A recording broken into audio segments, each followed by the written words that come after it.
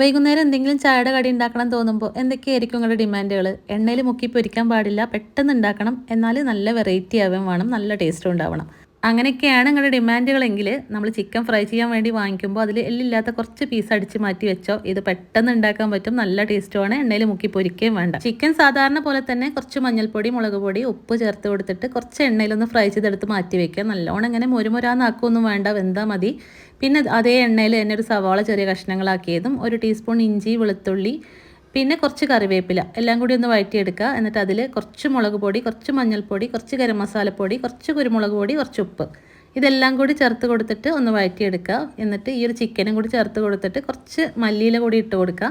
ഇനി flame off ആക്കിക്കോ. എന്നിട്ട് വേറൊരു ബൗളിൽ 3 മുട്ട, 1/4 കപ്പ് പാല്, കുറച്ച് കുരുമുളക് പൊടിയും കുറച്ച് ഗരം മസാലയും ചേർത്ത് കൊടുത്തിട്ട് നല്ലോണം മിക്സ് ചെയ്തെടുക്കുക.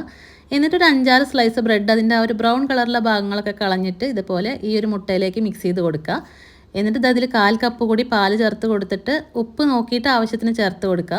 എന്നിട്ട് അതിൻ്റെ ഒരു പകുതി ഭാഗം ഇതുപോലെ ഒരു പാൻ ചൂടാക്കിയിട്ട് അതിലേക്ക് ഒഴിച്ച് കൊടുക്കുക. അതിൻ്റെ മുകളിൽ നമ്മൾ ഉണ്ടാക്കിയിട്ടുള്ള ചിക്കൻ്റെ മിക്സ് ഉണ്ടല്ലോ അതിട്ട് കൊടുക്കുക. വീണ്ടും ബ്രെഡിൻ്റെ ആ ബാറ്റർ കൂടി ഒഴിച്ച് കൊടുത്തിട്ട് മുകളിൽ കുറച്ച് ഡെക്കറേഷനൊക്കെ വേണമെങ്കിൽ കുറച്ച് ചിക്കനോ മല്ലിയിലേക്ക് ഇട്ട് കൊടുത്തോ. ഇനി ഏറ്റവും കുറഞ്ഞ ഫ്ലെയിമിൽ ഒരു 20 മിനിറ്റ് നേരം വേവിച്ചെടുക്കുക. എന്നിട്ട് ഇതുപോലെ മുകൾ ഭാഗം വെന്ത് കഴിഞ്ഞാൽ വേറൊരു പാനിൽ മാറ്റിയിട്ട് തിരിച്ചിട്ട് കൊടുത്ത് വേവിച്ചെടുക്കുക. സംഭവം റെഡി. നല്ല ടേസ്റ്റാണ്, ട്രൈ ചെയ്ത് നോക്കട്ടോ.